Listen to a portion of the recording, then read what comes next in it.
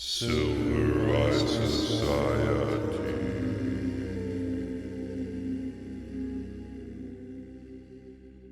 Library Circus, Episode 3.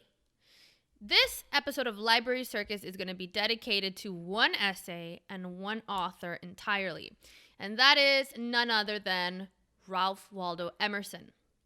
This essay, called Self Reliance, it was written in 1841, and Ralph Waldo Emerson is an important figure, I think, for understanding the Truman Show. The ideas in the Truman Show about becoming your own man.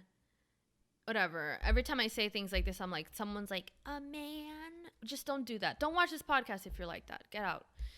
If watching the Truman Show, Truman has to become his own man, a true man.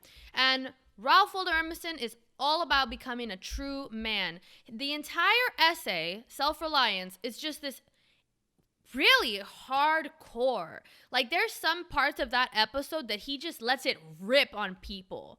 We have to understand that this is the mid 1800s. Okay, I think people look at an essay like this and they're like, and it's Ralph Waldo Emerson being like, conformity is bad, and they're like, oh, what a cool boy, so edgy. No, this is the 1800s when criticizing religion made you basically a heathen. You know, it was a much different situation there. Religion and conformity were much heavier burdens for people to bear if they wanted to be accepted into social society. Now you get to be an atheist and we're like, oh cool, yeah, you're an atheist, oh yeah, it's fine, whatever. This is a whole different game now. But this essay is still very important because it's so funny, you know, when I listen to things about this when I look at the different parts of this essay, it reminds me of how easy it is to think that you would be the person that's non-conformist and self-reliant and all that. But every generation thinks that when looking back at the past generation. They think, oh, well, I would have said that that's wrong. I would have stood up for that. Yeah, of course you would, because all your peers right now would be like, yeah. Now, would you stand up for something when all of your peers would condemn you for it? Would you stand up for something that you believe in and stand by your own principles when it meant that you had to stand alone? That's what this essay is about. So just real quick, we're gonna go through ideas of nonconformity, discerning truth, individuality. The essay it's extremely and kind of sadly prescient in how much it describes the current cultural atmosphere where people are feeling so pressured into performing morality that isn't their own. Well, I think that I hate when you rush me for the word of the podcast. You stopped. I see you in the background like this. You stopped. I stopped under pressure. But by all means, the word of the podcast today. Coffee. I'll tell you what then. That's fine. You know what? The word of the podcast is conformity. And you know what? You can go look it up yourself. Please. Oh. Well, it's not about me. It's about the viewers. So everyone else needs to be. Viewers. I'm not at all. The viewers are my treasure. I consider the viewers treasure. But you know what? Self-reliance. You don't need to rely upon me to do my amateur etymology. Go look it up. That's true. Conformity. That's true. Define it for yourself. Whatever. You know, there's a part of this. Don't just make up definitions. Well, don't do that. Don't make up definitions. No, but you also have to decide what it means to you, because a lot of nonconformity now is the idea of like, oh, I dye my hair blue, or I have 50 different sexualities. You know, and it's all these different things that it's like no one actually cares. No one actually cares how many colors you dye your hair. No one really cares if you're attracted to cement. No one cares about the strange intricacies of your personality and your sexuality and your identity that you've decided to use as some kind of display of who you are. Do whatever you want. No one fucking cares. All That's the whole point of the United States, is that you can do all these crazy, outrageous, individualistic things, and as long as you leave everybody else the fuck alone, no one cares. All right, so I will go to the word of the podcast because you're going off the chain. You've obviously been on Twitter too long. You're angry at the people with blue hair, and all the people that love cement. I didn't know that. Do people love cement? I don't know. I just made it up. Okay. So we obviously need... I don't want to call out a real sexuality. We're not that big of a podcast that I can start calling out real things. Like, settle down. I'll do it right now. I have to attack the cement sexuals you first. Cement lover. Get off my land, you cement lover.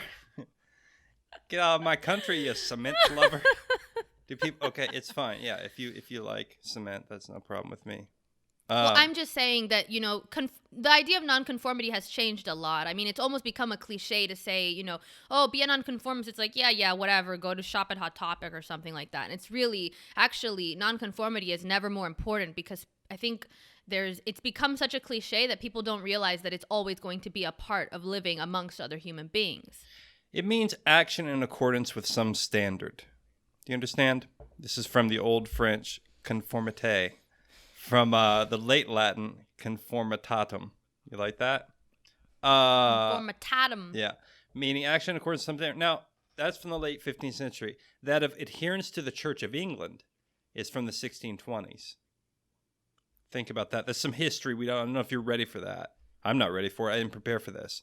But nonconformists were people actually that did not conform to the Anglican Church. And that's important. So it has that. That's important because in this essay, I don't conform to the Anglican Church. Oh, you don't. But many people do still conform to churches that are of the modern ilk. So, I mean, the idea of a church now, it's really just the idea of a doctrine, of dogma. You can change. It's not going to be the Anglican Church that we're talking about for conformity. There is the Anglican Church still exists, so please... Yeah, but they're not stoning people for not believing. Like, no one cares if you're an Anglican or not. Now, what people do care about is all these different, political identities and social issues that we're replacing church with. These are the new doctrines that people subscribe to. The other day I saw an article that was like, my godfather, who's Japanese, gave my daughter a kimono. Can she wear it, dear newspaper publication? This is the most sad display of searching for some higher moral authority that I've ever seen. These articles now that come out to the New Yorker or whatever of all places, like that's who you're going to ask for your morality. But that's really what it is, because as human beings, we still crave that kind of higher power that dictates what is good and what is bad for us, because doing it for yourself is very difficult. All right, so I think that's where Ralph Waldo Emerson comes in. So you get to a point in this essay, which for viewers, just so you know, I was surprised by this. This came as a surprise to me that we were going to be recording Library Circus episode 3 today. Didn't know, but I took up the challenge. I said, I'll read this quickly and excellently, and then speak on it. So I have. Now, what you just said brings out a point in the essay, which is, he says, it's actually fairly easy to be a nonconformist if you live in solitude. And I don't know the exact quote, but it was essentially that the man of great excellence, the great man, is the one who's able to be a nonconformist while keeping that nonconformist individualistic viewpoint in nature when in society. And then he further says there's two different types of society that will kind of push against you. One is, I thought this was interesting, is kind of the high society, the elite society, which ultimately isn't that scary. He's kind of like, really you can still kind of ignore them because they're not dangerous. And then he says, but there's another type that it's very difficult to keep your own viewpoint with, and that's the mob, the violent mob. So there's two different types of things. Can you say what you believe? Can you stand with your own opinion when the mob is after you? Now, you're on Twitter and you worry about this kind of stuff all the time. I'm not, so I don't care. But that's a virtual mob, and I know many people bow down to the virtual mob on Twitter. I don't, because I'm not on Twitter. People apologize every day. It's like an ongoing, ridiculous, self-flagellating display of spinelessness every day. And it's particularly fun when it's a celebrity. Usually people will go after some type of like B-list celebrity for, I don't know, saying a weird word or like or reading a book by an author that's not approved, or God knows, that's the thing, it doesn't matter. There is always going to be something that can be spun into offensiveness, because that's the game. The game is to find ways to wield morality over other people and make them subjugate themselves to you. And so that's what people do, because who really can stand against a mob? Especially when, and it's a sad thing because most people, this is what I was thinking about the other day, is that everyone can. I need to say this. Everyone can do it. I mean, I'm not talking about, okay, and you know, we always talk about this. We need to differentiate between something. If there are actually people physically surrounding you, like telling you they're going to kill you, then I understand. You don't need, like, just tell them what they want to hear, I guess, and then run away or do whatever. No one's suggesting that. This is the thing that enrages me about this. You can't simultaneously say words on Twitter don't matter and that you should be allowed to say what you want to say, and then on the other hand say, your words hurt me so much when you mob up against me. It's just text. It's text on a screen. Now, that's a little unfair to some people because that can actually have real world consequences for people. I don't think those two people are the same ones. You said you can't say words on the screen aren't real and then say your words hurt me. Those people are not the same. The people that say words on a screen are just words on a screen, that's me. Those are people that are like, you know, this is just free speech, whatever. It's just words. Words can't hurt you. The people that try to gang up in a mob and say your words are sinful, take them down, you should be ashamed, you apologize, you're causing harm, those are different people, and they don't agree with the idea that words aren't harmful because they use them. So as a vehicle for, you know, saying I've been hurt, someone needs to save me and do something. Save your goddamn self. Shut your fucking phone off if words are such a pain to you. I have had enough of it. When I read this essay by Ralph Waldo Emerson, it makes me realize how pathetic and how truly regressive human beings still are in the year 2021. This essay was written in 1841, and granted, not everyone is going to be Ralph Waldo Emerson. Not everyone is going to even get close to being Ralph Waldo Emerson. I would love if I could even write with half the quality, a fourth of the quality that he writes. Every sentence is beautiful and powerful and truthful and just unique. It's just, he's really a treasure. Now, the thing is that you don't even have to, just have a spine is the thing. And this is what the whole essay is about. Self Reliance. Do not turn to a faceless mob to define what is morality for you. That's why people get stuck in this, because they don't stand by themselves and say, I know what my intentions were. I know what these words mean that I have said, and I know what direction I'm pointing myself in. And I'm not going to be swayed by people who are very clearly malintentioned and cruel. Why would you ally yourself? Why would you capitulate to people that are harsh and violent and turn around every day looking for someone else to get them to bow to them? Is that really the people that we want to give power to? Is that really the kind of ethos that we think should be making decisions and controlling people? No, but to be able to stand up to any mob, you have to understand that it's online. Yeah, shut your phone off, whatever. But I've never been canceled or whatever. I've had like only a few comments where people are like, this sounds abusive. And I'm like, well, then fucking block me, okay? Get the fuck out of here. This is abusive. It's a phone in your hand. Head offline. Then you can be safe. Save yourself. I don't care. Now, I'll probably be canceled after this one. And so here's the thing. I think that there is an innately... social media, yeah, sure, it's digital, it's not real, whatever. It enacts biological processes in us. It triggers dopamine. It triggers anxiety. So it is very real in the sense that it actually interacts with our biology. That's really, like, that becomes a real thing to your body, you know? So I think that it's very hard, especially imagine the younger generations. I don't want to imagine them. What it is to turn off a phone. We can already see the difference between the age between me and you, because you seem extraordinarily angry and, and fine. Good. But you can... Am I not always extraordinarily angry about almost everything? Not to this extent. I mean, you can see the difference, I think. I think it's fair to say the difference, and that it's not, I agree with you. It's just that well, you live the life that Emerson could critique, because you are outside in many ways of the arena of attack. You maintain a very low profile, and you don't have Twitter, and you don't really care for Instagram that much. So I try.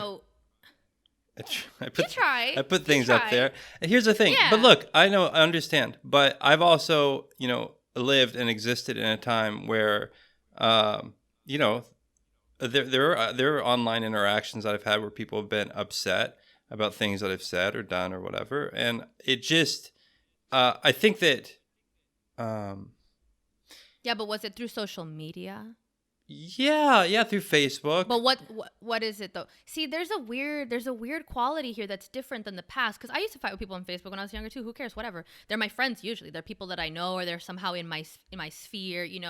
The weird thing about social media now is that it's so connected and so universal that truly you can be plucked out of your everyday existence and thrown onto the world stage. Right. If it really goes that far, right. to the world stage. And it becomes this kind of spectacle. It's a very weird thing.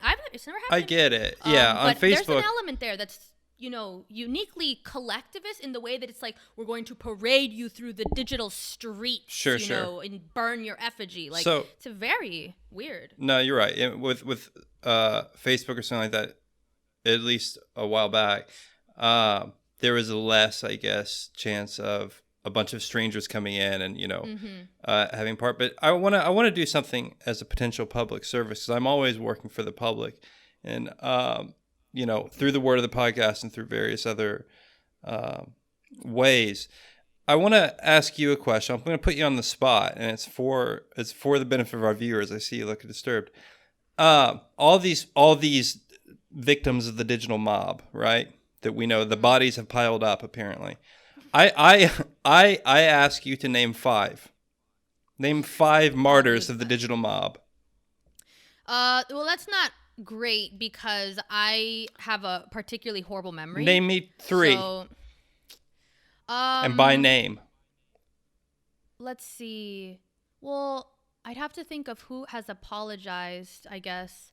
There are, it's been, I don't know. Okay, perfect. I can't name a list. Good, but very good. Real. No, that's the point. Like, don't do this. Don't do this of just exploiting my memory. No, I'm not just exploiting your memory. I ask all the viewers to do this, not just you, but to name by name, first and last name, 3 to 5 people that have been extraordinarily harmed by the digital mob. Now here's the thing. This is a kind of... I mean, there's been people that have lost their jobs. I know. But I don't want you to think that I'm saying this because I'm downplaying that, because I know that actually has happened. Here's what I'm trying to do. I'm trying to tell you that this stage that you talk about, that everyone is, on the world stage, it's so ephemeral. Ephemeral. I tried to use a big word. It's so ephemeral. It's so brief. The digital memory, like, that no one remembers, no one cares in time, and so that should give you courage to say what you want to say and do what you want to do. Because at the worst, what I'm trying to say is, at the worst, that there's very few people. We could maybe talk about specific incidents that we remember, but there's very few people that you'll ever. All those people are doing whatever they're doing. Now, granted, some of them lost their job, but some there were ramifications for people. I'm not downplaying that. I'm just trying to say that I just have read a lot of history, man. I've read a lot about real mobs. It's fucking scary, extraordinarily scary, and I reject them. And I'm not trying to downplay this, but I also want everyone to keep their kind of head on and remember that, do you really think, another brief question. I ask you these questions, I interrogate you because you're the person who deals with this. Do you think Twitter will exist in 10 years? I fucking hope not. 10 years. I would say Twitter will exist, but I think it will be less popular, and I think there will be an alternative that's hopefully better constructed and less inclined to emphasize the negative aspects of the way social media works now. 20 years? Dude, what do I look like? I don't know. I don't know if there's going to be a Twitter in 20 years. Well, I know, but I mean, I hear you. Okay, but I know that there's already people that are going off of Twitter, but at the same time, then you usually have like developing countries that are going on more, but whatever. I guess it's just their turn to, good luck. But I think that there will be something new, I mean, technology is not going away, and the social connection, it's too profitable. There's no way. The only thing would be there would be an alternative or something, because if it's up to if it's up to the media, if it's up to the government, if it's up to just profit-driven interests, social media is going to be around for as long as they can keep it, because it is one of the most profitable and powerful ways to influence and manipulate a public that has ever been around. Besides actual force, I guess. Well, I don't think it's going anywhere anytime soon. But here, look, to your point. I think that the distinction you make is important between the virtual mob. And that's the thing. Again, when you put on those virtual headsets and you play a game, you don't, get PTSD from playing a shooter game with a virtual headset on, right? Even though you're seeing the whole thing and you're going through an experience related. With a virtual mob, there's something like that. Okay, yes, it's real in the sense that there are real people on the other end, and there is real distress that is brought out through that, and there can be real consequences to those mobs depending how serious they get, because they don't play a game. Like, people have figured out, once people that wield this weapon figured out that they can cause economic ramifications to people through, this kind of like, I've been hurt, that type of shit, that's boom. I mean, that's how any animal works. As soon as an animal figures out, I can get what I want using this, they use it. Your dog will do it. And any animal in the wild will do it. Any human being will do it. That's why it's so dangerous to capitulate to these behaviors, because it reinforces them. When people see that they can influence their world using certain tools, why would they stop using those tools? Because they're disgraceful. That's why. They don't care. No, I know that a small percentage of people don't care, but I still believe that a lot of human beings don't want to engage in behavior that's fucking disgraceful. And a lot of people won't. Now, I understand, and again, I'm speaking of this from someone that doesn't use this, but clearly not everyone that uses social media is just constantly walking around looking to try to destroy people's careers because they said something that they disagree with. Not may be everyone. Even it's a minority. It's an extremely small minority. And that's usually how it goes. It's a vocal minority. And so that's what's the weird thing here, is that it's maybe, okay, so, I mean, it depends, because there could be, mob in the sense that it's truly, you gain up a lot of people that are lobbying harassment at someone. But it also doesn't have to be that many people for there to be an effect, I mean, if you get 10 people that call a restaurant and say, Abby that works at your restaurant is posting hateful things online, that restaurant, because profit comes before honor too, they're more likely to fire Abby and say, oh, we want to keep our customers, get rid of the liability, she's just a cashier anyway. So it doesn't actually, 10 phone calls to a restaurant about their employee can work. So it doesn't have to be a large mob either. But, again, we're talking about, that would be very targeted harassment. I don't know if that's always what happens, because they'd have to have, like, that information about the person, though that has happened. That has happened in certain cases. Usually that's a little more egregious, like someone has posted a video or something of them being, like, I don't know, singing along to an offensive rap song, whatever. That's one that happened. That's happened before. Can't remember the name, so don't tell me that. I don't remember everybody's name. And no one else does. That's my point. Yeah, I mean, you can keep going living your life. In some cases, there has been a situation where the person can't get hired later on too, because their reputation follows them if it gets that bad. But look, let's talk about it on a different scale, which is like the more likely to happen scale, which for me, for example, I post something, someone with a bigger account picks it up and they're like, this is the perfect time for me to show how moral I am to all my loser followers who love to watch a witch burn. And so they pick it up and they say, look at this person. This is advocating for, saying that you should look at someone's integrity and not their ideology. That sounds like something a Nazi would say. This is an actual thing that happened. Just there was no mob behind it. So it's not even an example. That's not crazy, even though it sounds crazy. And so you'd have this person pick it up, post it on their large account and say, this is wrong. Now you'd have a bunch of those people go because they have nothing to do with their lives and they need to feel better about themselves and escape their own problems by attacking someone else and making them the problem. And so that's what happens. Now, so I get a bunch of abuse. I get a bunch of people saying, you're a Nazi, you should die, I'm going to call your job. Oh, good luck with that. I'm self-employed. And whatever they want to do. They just want to send me messages, blah, blah, blah, say, look, she's a racist, she's a sexist, she's a monster, whatever. Okay. Time goes by. TikTok. And then that's it.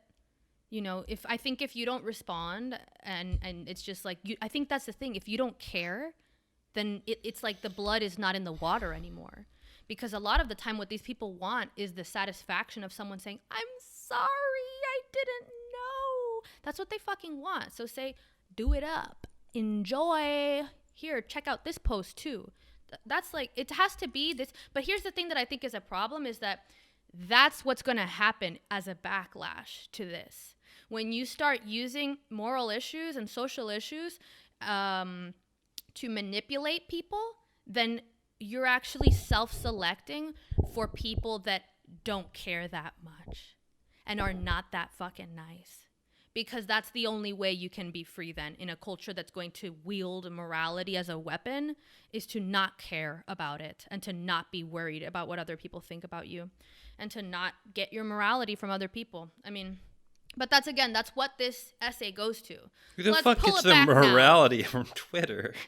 I get my morality from Twitter. You gotta understand. Well, I wish it was as silly as it sounds. I wish it was. I believe it's real. These are people that don't have a church. These are people that have parents that also don't teach them anything. Anything you want, honey? Are you sad? Are you sure you're not? TV. Are you sure you're not? I'm so serious, man. Are you sure that you're not straw manning a bit? Is straw man a racist term?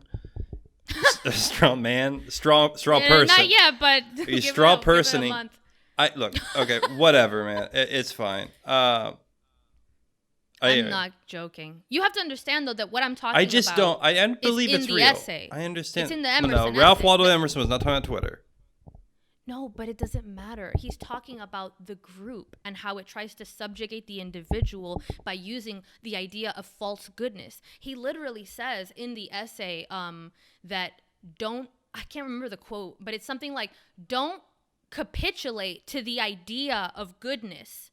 Your goodness should have a little edge to it, actually, and which is a kind of a Nietzschean ethos to that idea that like goodness isn't this kind of a groveling purity thing. It's actually something that it's strong. It should be strong, and so goodness doesn't require you to throw yourself at the feet of some nameless mob.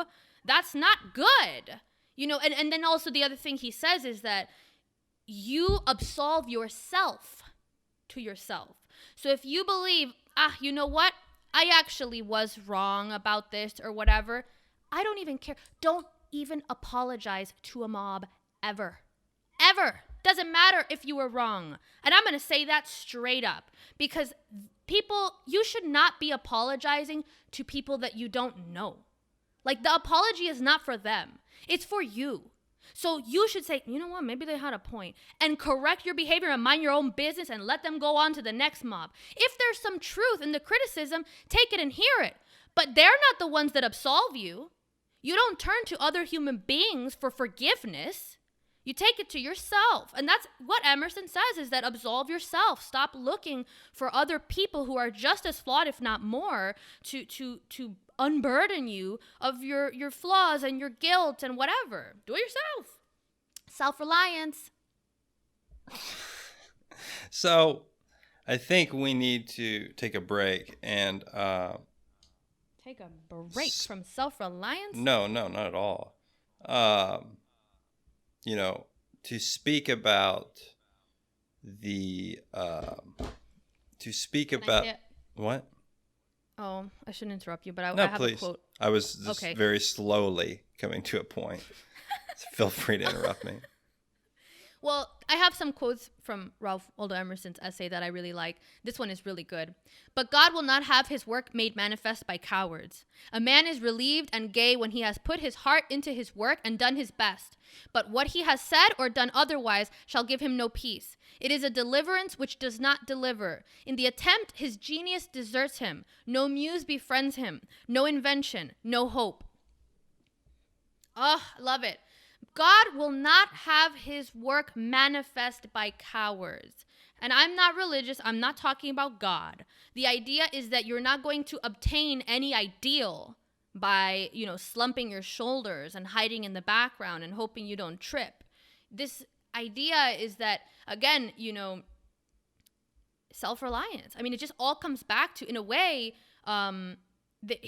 Emerson has this idea that, you don't really need other people in this kind of way that we see it now, where it's like, am I doing the right thing?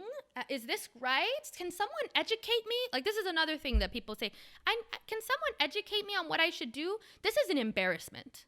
Like, that's an embarrassment that you would turn to faceless people on the internet and ask for moral guidance, something that people have long turned to nothing less than gods for. And now we're asking faceless people on the internet whether this is moral that we're doing. I mean, don't you have any friends? Like, at the best, you could ask a friend their opinion. At least they know who you are. Now, again, this is the idea that I think cowardice is an interesting thing nowadays, because I think it's fairly prevalent. I think in some ways that most people are naturally cowardly. I read this essay, I think, when I was pretty young. I don't remember it, but rereading it yesterday and today, it seemed like I was reminded of something that I always knew. Maybe it was just that a lot of these ideas correspond with my own. And of course, reading a lot of Nietzsche, I see a lot of parallels between that, which was brought up by. I saw that too. Yeah, Walter Kaufman, who is the preeminent the translator, preeminent translator of Friedrich Nietzsche, had always in his introductions in several books drew parallels and said Friedrich Nietzsche read Ralph Waldo Emerson in translation. He didn't read English, I don't think, but he read him in German translation. I found oddly Zoroaster is mentioned in this essay, and Zoroaster is one form of the name Zarathustra, and of course Nietzsche uses "Thus spoke Zarathustra" for the title of one of his books. So anyway, there's a lot in there with that. Again, I was this podcast was rudely sprung upon me. It was your idea to record Library Circus. Rudely sprung upon me without adequate time for me to prepare. You suggested it. Well, the suggestion was made, and I took it up because I'm a self-reliant man of moral courage. Also, I think that my beard and do we need to talk about hairstyles? I mean, with regards what are we to going to talk about hairstyles? I look at us both. We both look absolutely insane. Like, I literally look like the guy from, what is it, Counting Crows, with the whole ponytail shit. Like, this is atrocious. But no, we're not going to talk about hairstyles because that's a dangerous road, because I will be there for a while. So I'm not happy with my hair today. Look at it. What is it doing? I do just want to say, so I'll briefly say that Ralph Waldo Emerson, give a little history. Ralph Waldo Emerson was part of the American Romantic movement. Now this was a movement in the 19th century that we won't go into all the details of it, but, was to some degree averse to reason and a kind of a counterbalance to the rationality of the Enlightenment of the 18th century. And so I feel like my hair is a counterbalance to reason and the rationality of the 18th century, and that it is an exemplar of, it is in some ways the American Romantic movement made manifest in the year 2021. And that's all I'd like to say about that. I'm not opposed to that. I think you have some logic there. Very good. Great. Here's another quote. Okay. Just reading quotes. Else, tomorrow, a stranger will say with masterly good sense precisely what we have thought and felt all the time, and we shall be forced to take with shame our own opinion from another. I really like this one too, because it's I think it's something everybody can relate to, where you've thought something and then someone else said it or someone else made it or someone whatever, and you kind of think, yeah, I thought that. I could have said it or whatever, but you didn't. And that's kind of what this comes back to. But this is even more, deep than just like, oh, I could have made that thing, in that you're forced to take your opinion from another, forced to take your own opinion from another. And that's a little bit, there's something there about the idea of the individual, is that if you're not going to be willing to stand by and voice your own, thoughts and ideas, then they're no longer yours. When they come to you from someone else, they're not truly yours as they were, because you didn't manifest them. You didn't birth that child, you adopted it from another. There's something more satisfying about going through the labor of sharing that idea, saying what you believe on your own, as opposed to kind of keeping it back and then having to say, yeah, I agree, when someone else went through the labor of taking that idea and actually sharing it. This does remind me, though, of something I think about a lot, which is this a philosophy? And you're always into practicalities and stuff. I'm not into it. I reject practicality. But I just said it, and I won't apologize for it. And if I change my mind tomorrow, I wouldn't make you. That would not be very Emersonian of me. Is this really a practical way for most human beings to live? I think that you have to have, and it's the same thing with Nietzsche and the idea of the overman. Is it really a way that most people can live, or should it be?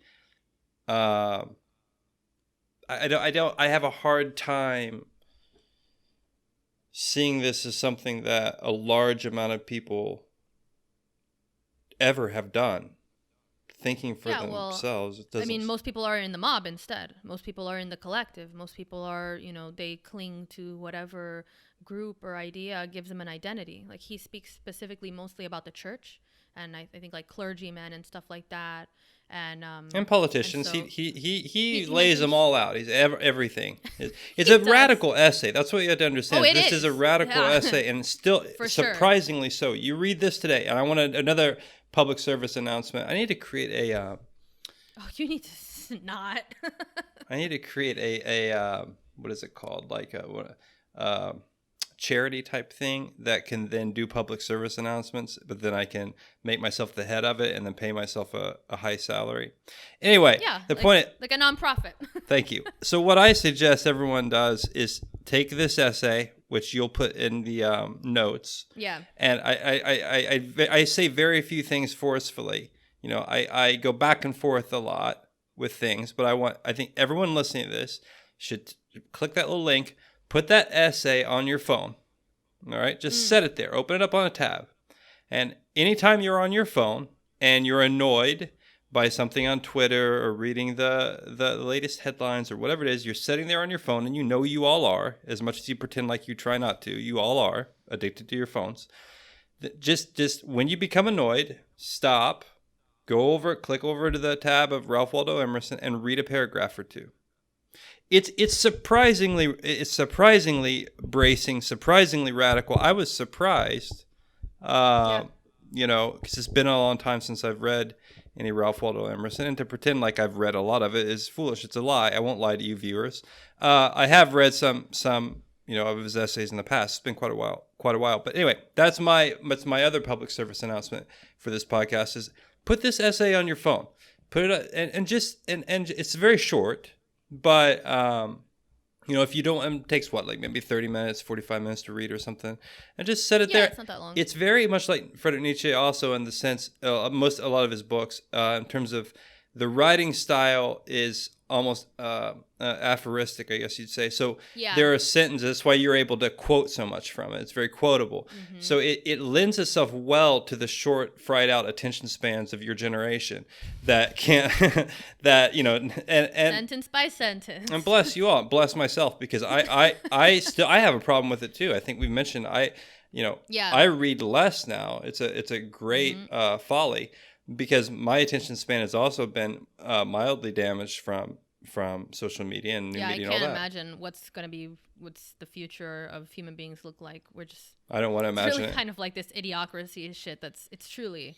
Put this on your phone. You don't have to read all at once, but read little bits of it. It's easy to read, and it's also it's enjoyable, and it's one of those things that Well, the thing is, it hypes you up.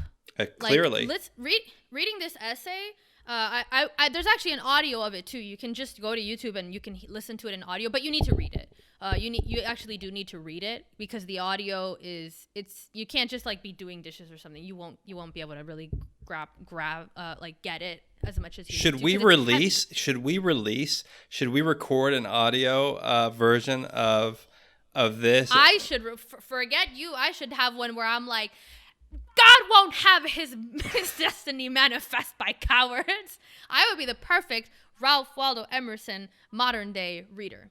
I bring the fire to the reading. Apparently, my idea has been stolen. So we could do two versions of it, and then we could just see. Yeah, your bedtime version, and then mine that's like when you want to go to the gym. Because what people need is more rage. That's what people need. Right?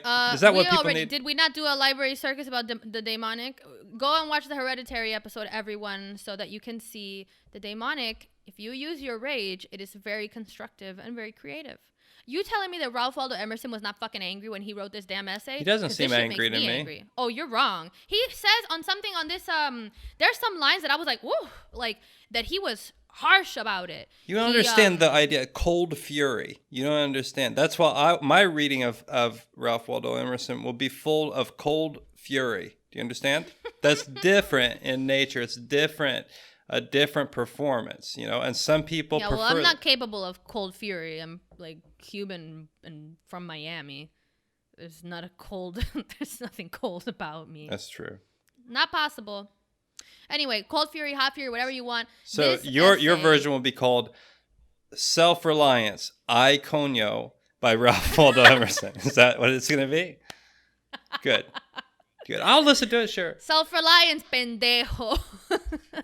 Listen, it's really the essay. I think everybody should read it, because actually it reminds you that this element of dealing with being an individual and not capitulating to the pressures of the society or the mob rule, or just the sense that you have to have your goodness defined by other people. Because Ralph Waldo Emerson also, in this essay, he talks about how he has a friend that comes and is like, yeah, but how do you know if your goodness is actually not coming from a dark side of you? How do you know if your goodness is goodness and not darkness? And he says, well, if it's my darkness, then it's my darkness, and that's the idea, is that and this is why there's so many parallels with Nietzsche, is that it's the idea of defining yourself, defining your morality for yourself. And that's a very tricky thing. And that is why I think that it's maybe not realistic for everyone to become either the Ubermensch or a Emersonian, manifestation of Emersonian philosophy. But you don't have to. You can take these ideas and see if you can implement them into your everyday life. You don't have to go off and live in the wilderness and whatever and fight the mob every day. But there's something there's something important about being able to make that distinction. I think people really struggle with understanding that they're free to define morality for themselves, and that there's no monopoly on morality. That's what the point of this country is that you're not subjugated to getting your morality from a church, from a dictator, or from your identity group. You know, that's the whole idea of the individual, is that the individual has something beautiful and divine within them that allows them to define their own life successfully. And you know what? Most people do. Before we had this poison of social media that resurged this collectivist ethos in the human being in a crippled way too. There's difference between, like, there is value in collectivism in its own way, and you know, you build society by cooperating with human beings. I reject human beings it. to be interdependent, but but you know, the thing about social media is that it births this sickly, crippled version of collectivism where all you get is the mob. You don't get any of the kind of, I mean, of course, yeah, I understand. There's my Facebook group, or well, I can reach out and find people that have ideas like what we're doing right now. Yeah. Or, you know, and I think there's actually something really, I have always discounted that, because I've always been, you know, under the impression that no one has these ideas. Like no one is, you know, interested in defining themselves as an individual. People are you know, not interested in these big ideas, not interested in existentialism anymore, not interested in questioning things. Like, but then I was wrong. And I was wrong because I found that out through social media, because I found so many people that really, I mean, it's like when people join this podcast as patrons, that's amazing to me, because it really shows that there are people that, you know, and it makes sense because, well, we can have, you have friends, or you did at one point. Not many. Not many, but we're friends. So there we go. Sure. And we would have these conversations ourselves, you know, like together. And so just by that, we can't believe that we are so rare, that we are the only two human beings that are interested in this kind of individualism. People oftentimes accuse me of optimism. You know, it's an accusation I've had to deal with for most of my life. Is, wow, you're really optimistic. Here's I'm gonna edit in your confused looks during this podcast, just so you know. No, but you know, you're exactly right. You turned it around there. We spent the first 45 minutes talking about these virtual mobs of people that apparently get them fired from Denny's or whatever. Whatever, their accounting job. Yeah, whatever. Accounting. I mean, for being a professor, man, it's been a professor, it's been journalism, it's been regular people working in restaurants, it's been kids going to schools, like high schoolers. It's all over the place. You're fired from high school? They got fired from high school? If they can fire you from it, they will. I really don't want to, because I do this all the time. I downplay your concern with this issue. I do, and I'll continue to do it.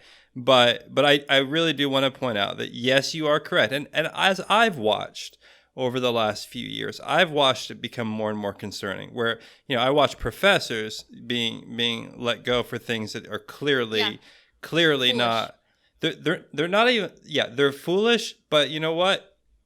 This is my concern about it. The window's been moved so much to where now we're complaining about people being fired for foolish things, when we need to remember a professor should be allowed to stand up and say something completely controversial. Forget about something that's been purposely taken as an insult, because that's a fucking game. What I'm talking about, someone should be allowed to sit there and profess in the United States of America what they believe, even if it's abhorrent, to be at the worst. So we need to bring back that idea. That's not here anymore. You don't understand. No, it is. I mean, it is here. It is Twitter here. just censored the president of the United States. Twitter is now placing a new button that says, "Are you sure you want to send that? It sounds a little mean." But you're confusing Facebook Twitter is taking off anything that has to do with a contradicting narrative to COVID-19 and all these things. So this is a situation where the idea that you can say something deeply offensive That's not even on the table anymore. And that's a problem because now we're fighting this little battle of like, well, I should be able to contradict and question something. And it's like, wow, we're fighting for crumbs. Yeah, I'm not. And what I'm also trying to say is that let's not confuse my hair, because it is, again, the foundation of the romantic movement, the American romantic movement. Let's not confuse Twitter, and that's why I asked, do you think Twitter will be around in 10 years? I know they have a lot of power. I know that Facebook has a lot of power. I understand that. Clearly they do. But don't confuse that for the world. It's easy to do, but it is not the world. It is, in my day, we called it virtual reality. It is. Okay, but here's the thing. And it's important, and it is how people communicate, and it is how people, I understand. I'm not downplaying it once again. I too agree with you. I am concerned about these things. But listen. But let's remember. If you can be fired from your job for something you tweeted, that's a free speech issue. So that's not even, so yeah, it happened on Twitter, and okay, say Twitter bans you, but now you can also have a real world repercussion for something that happened in that quote unquote virtual world. I don't want to get into, I'm not a lawyer, and I'm not going to get into the specifics of this. It doesn't have to be an idea about law. Well, it does briefly. It's more of a real world than we actually are admitting right now. Okay, but let's also remember, and all of our audience composed of lawyers can tell me I'm wrong, or constitutional law. Look, in America, the Constitution protects your right to free speech vis-a-vis the government. The government's not allowed to come down on you and tell you that it. So, and again, and look, I mean, how many we've all heard these arguments. Well, the private company has the right to regulate speech however they want. Now, what you're talking about is that speech acts on these platforms can come over and have real world consequences. Sure, I agree. Am I into that? Not particularly. We do also need to briefly mention that there are people with there are people with opinions that I myself would disagree with, and not just disagree with, would find dangerous and that I would vehemently oppose. There are those things. Everyone has those things. I don't want to. Everyone has those things. Well, every human being has something that they think is beyond the pale, that is completely abhorrent. That is. Oh, you mean everyone has a line they draw, essentially? Right, and we all do, and I think that we also need to remember not to. And this is what you were talking about, the backlash, which I too also fear, which is that that this isn't. We need to be responsible human beings also. So we need to rely upon ourselves and take this responsibility as opposed to give it over to other people. The backlash that can come is this idea of, well, just say the most offensive, terrible things you can and then revel in that freedom to do that. But that to me isn't, so for me, you have to accept that as a consequence of having free speech. But it's not good. I don't like that. I don't like those things, you know. And but that's the thing. Like, we don't live in a utopia where you get free speech and also all the speech that is used is the one that you correct. Like. You know, that's not realistic. The cost of free speech is bearing speech you don't like. That's how it works. I mean, as soon as you have free speech where all the speech you don't like is removed, you don't even have free speech yourself. You've only put walls around your speech that just happen to contain all the speech you currently want to use.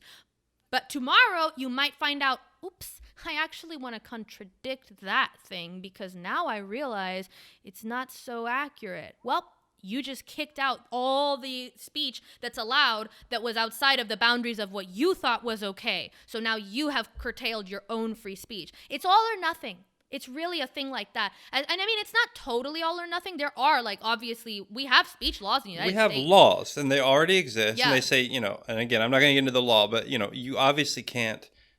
And there are rules. There are rules that govern, but those still no. But here's the thing: those rules still apply to the real world in the sense that for the most part anyway, the United States government doesn't do a great deal of directly clamping down. I mean, this is starting to get to the point where I wish I could have said that 2 years ago. I'm starting to get to the point now where I'm unsure, but for the most part, not in an obvious way, at least. Not in a blatant way, the government isn't curtailing speech. I mean...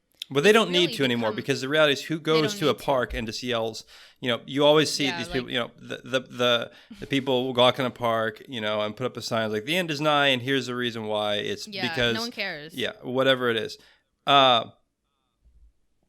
This is a situation... This is a developing situation.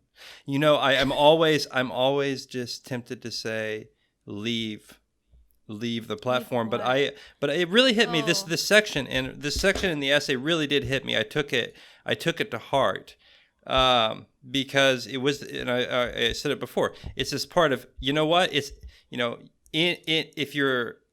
if you're in solitude, which for the purpose of this conversation, it's my defunct Twitter profile and barely used Instagram profile. And I don't even go to Facebook anymore.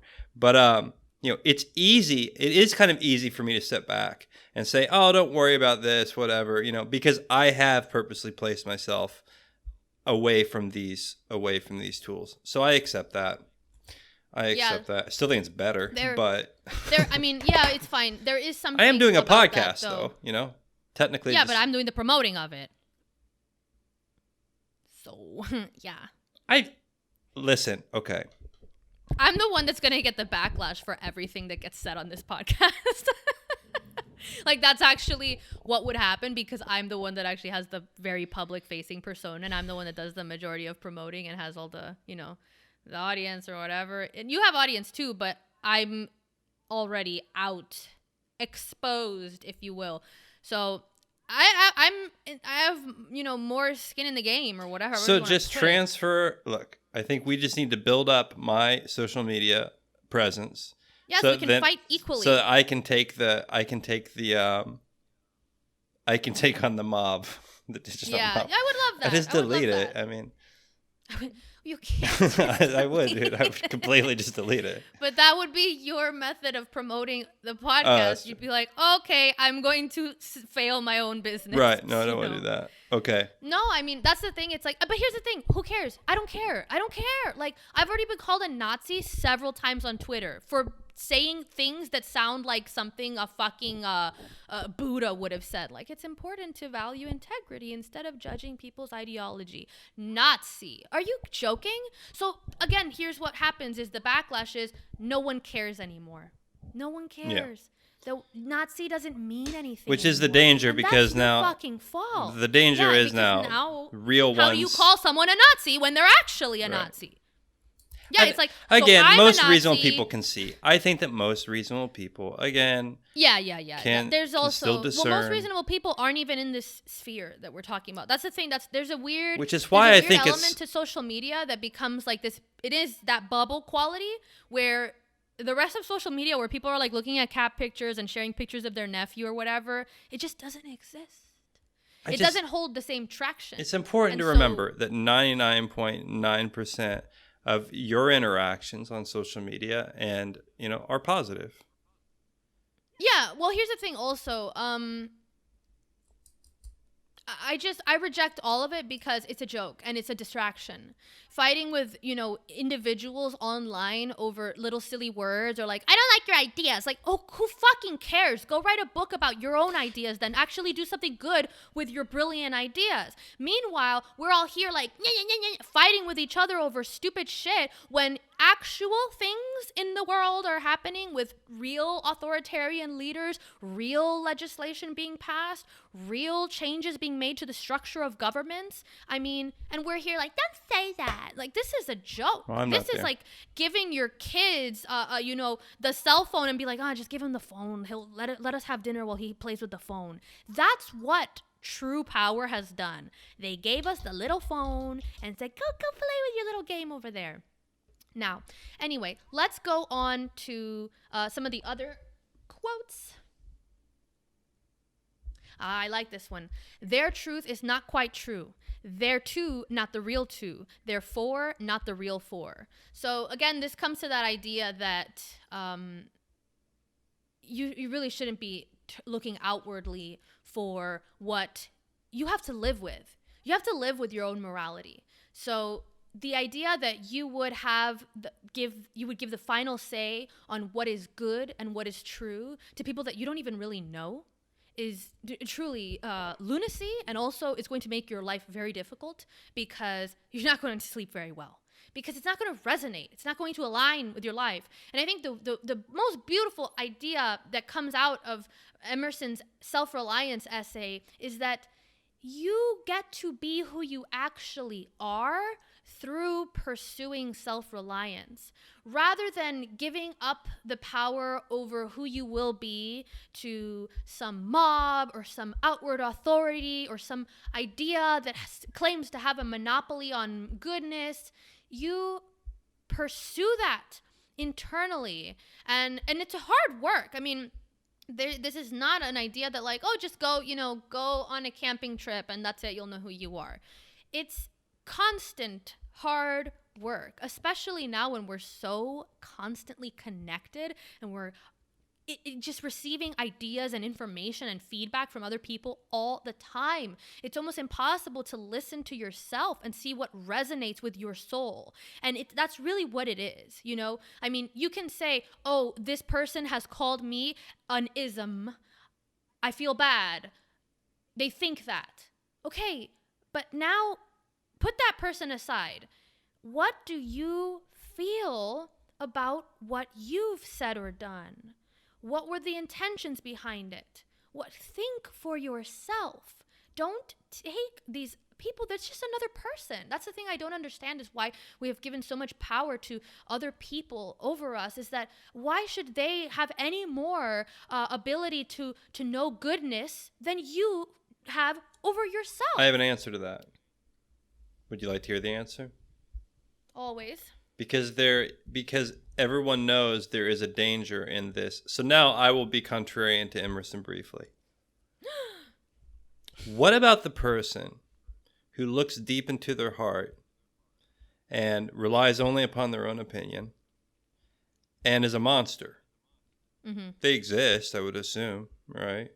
I mean, so what we all know that there are those people out there, they're sociopaths or whatever, that, well, this is something that happens with Nietzsche's philosophy a lot, is that people take it as this idea that there are no morals, that there is no objective morality, and you can anything can mean anything. So I can say that killing is actually good. And you had those two, you remember those college kids that killed one of their classmates, and they said it was because they were going to become the Ubermensch? No. Yeah, it was in the United States. I don't remember. Some radically bad misreading of philosophy. I mean, yeah, exactly. But that's the risk that, the idea is that, oh, well, you have to define your morality for yourself, right? But this is my point. Well, I say that killing is good. This is my point, is that I think that the fear of this, the people that everyone, I like it, but I understand also the fear of this.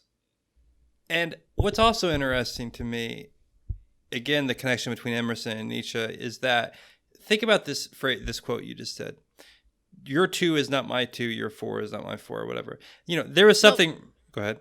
It's your two is not, their two is not the real two. Their four is not the real four. Well, this reminds me a lot of this thing that went around the internet recently about the numbers, postmodernism, right? 2 plus 2 is 5. Right. Okay, but here's the thing. I mean, Emerson to some degree is saying that. He's saying that this is what I find interesting. Is why people think Nietzsche is kind of the precursor. I thought he was criticizing He's that, a actually. Precursor to postmodernism. No, it's a radical perspectivism.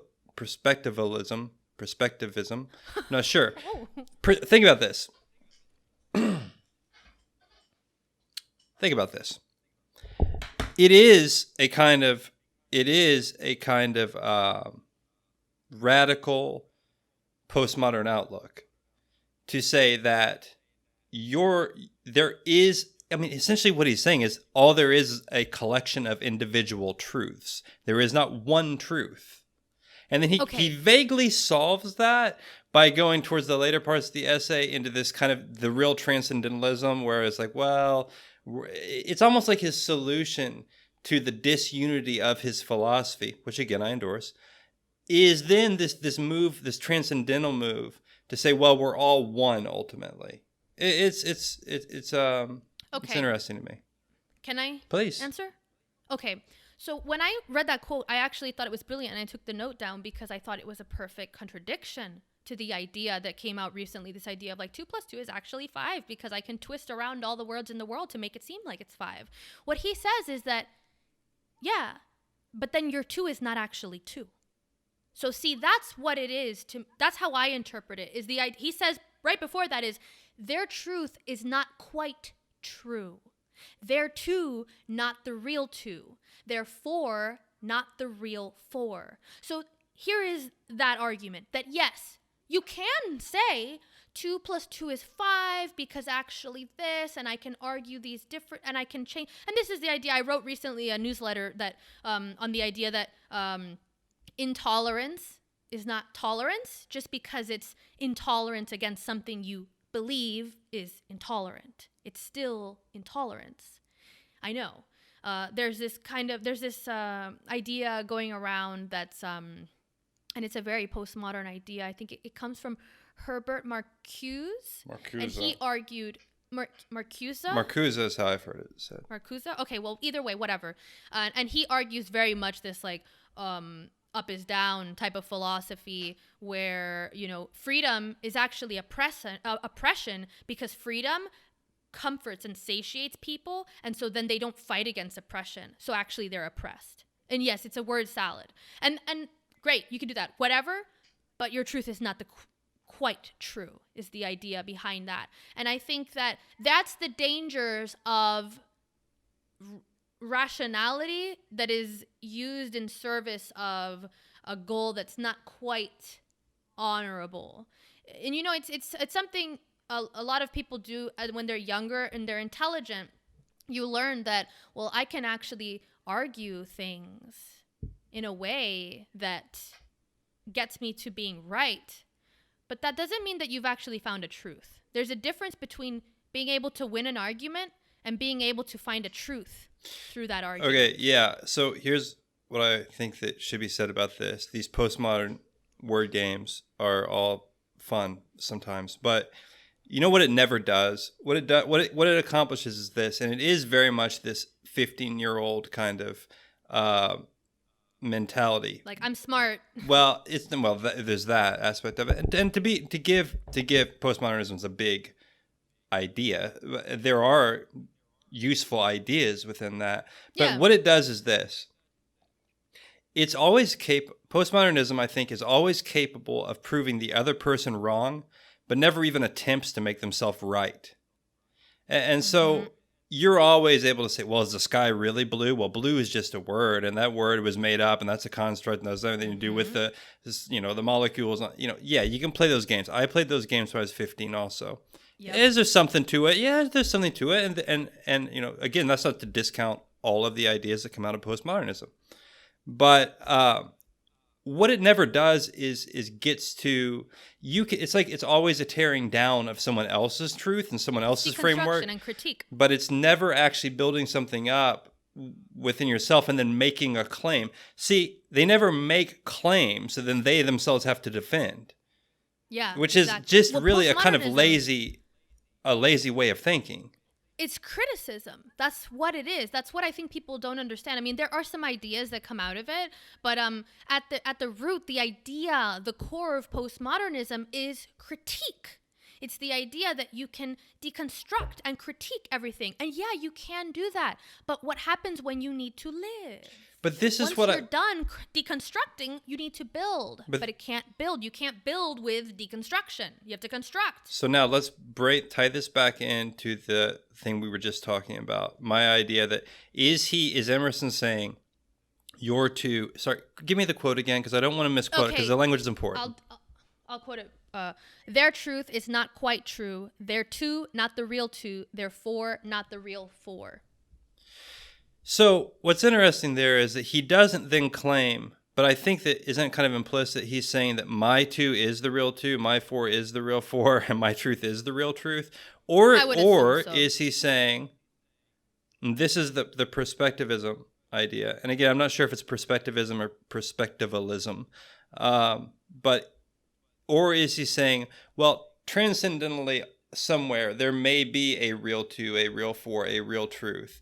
And I'm not claiming, I think this maybe is what he's saying. Maybe he's saying, you're wrong, I think I'm right, and they change my mind tomorrow. That's fine. But there probably is some sort of truth. I wonder if he believes, if Emerson believes in a... Do you see what I'm trying to say? It's like there's three categories. You can think of the truth other people have, the truth I have, or the truth and over the here. True truth. Right, true Yeah. truth, right? And the true truth could correspond to your truth, my truth. And what I'm trying to get at is I'm not sure what he believes. Well, here's an idea that I'm not sure if it's his, but I think that this might make sense, is that if you believe in the idea that people can be individuals, which is one of the core ideas in American philosophical thought, is that the individual, I don't recall if, I think it's Hobbes? No. He was Hobbes English. I don't know.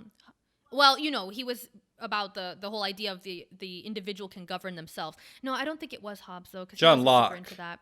Probably. I think it was Locke. I don't think it was Rousseau, but I think it was No, Locke. Rousseau's Anyway, a fool. yeah, he's not. That's harsh. I won't. Man, He's not a fool. I'm making but claims.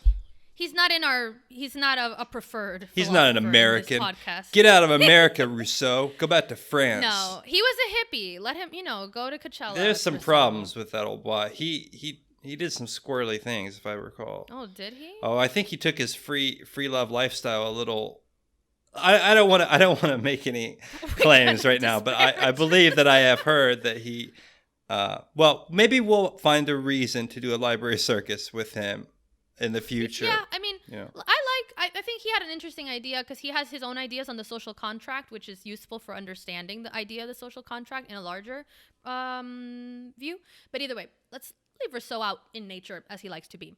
And but the whole point here is that at the core of American political and philosophy of governance is the idea that the individual truly has some divine spark in them that allows them to govern themselves. You would not create a country with such freedom if you did not believe that the individual is able to manage that freedom. That's why historically there has not been that You much just say freedom. historically. It sounded like you said Yeah, historically it's on. on purpose.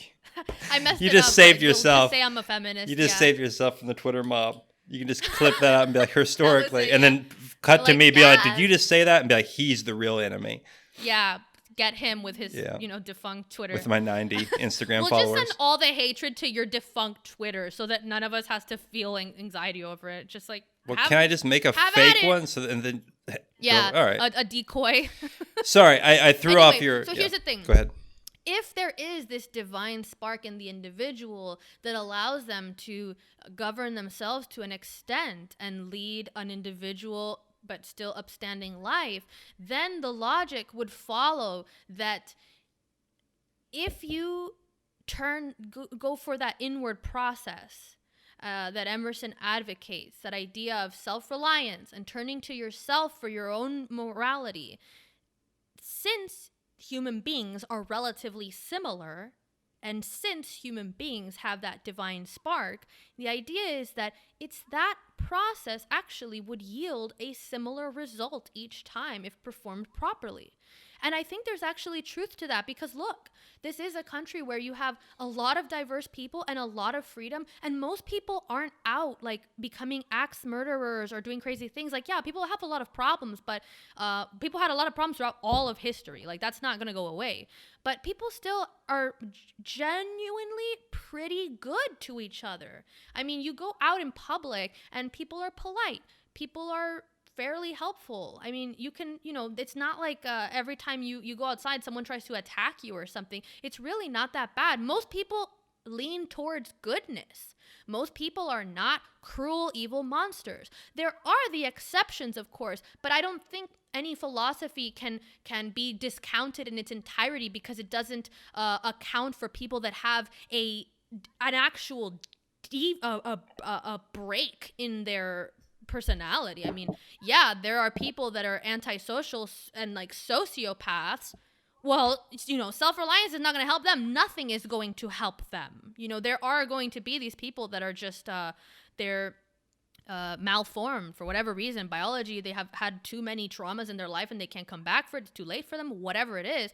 I don't think that discounts from the idea that most people can turn inward and rely on themselves and be good, productive, better people for it. So I would think that that's what perhaps Emerson is edging at, is that it's not so, and that requires a trust in the value of a human individual. You have to believe that the individual has some kind of inherent value and goodness in them to be able to be trusted, to take on that process and come out on the other end with a fairly positive result. Maybe not perfect, maybe not the best, but better than not. Yeah, seems right. And I certainly agree with that, as opposed to every time you use the word collectivist in this podcast, I scream, I reject it. And that will be something I will always do, for the viewers can know that. And that's fine. That's not to say that there isn't value in working together and all that kind of stuff. But when you say the word collectivist, I think of communist camps. Yeah. But so yeah, you're right. It's not perfect. And there are problems.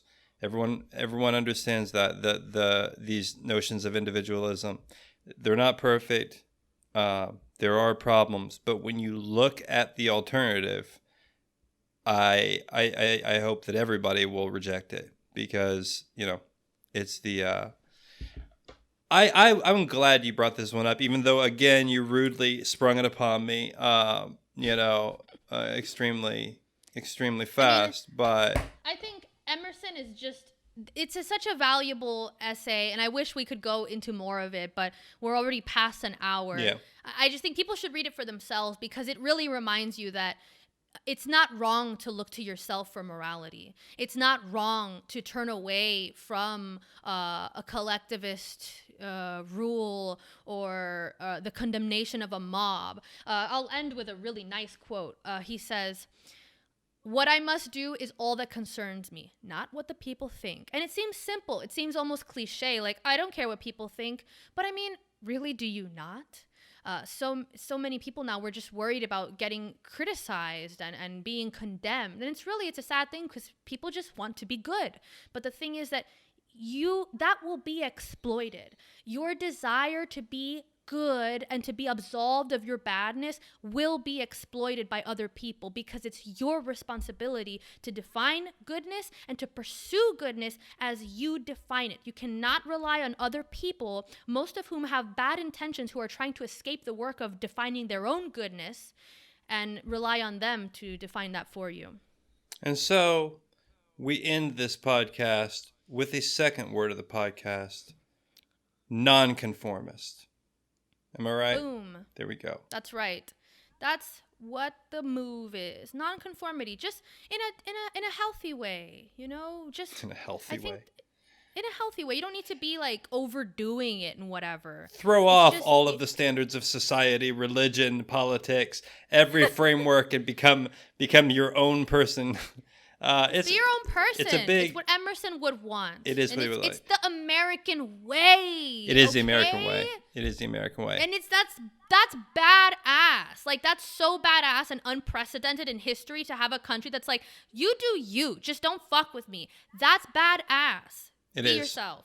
It is. Badass. And also, this is so cliche. It's so hard to not be cliche talking about, like, be yourself. But I mean, here we are. It's what people need to hear.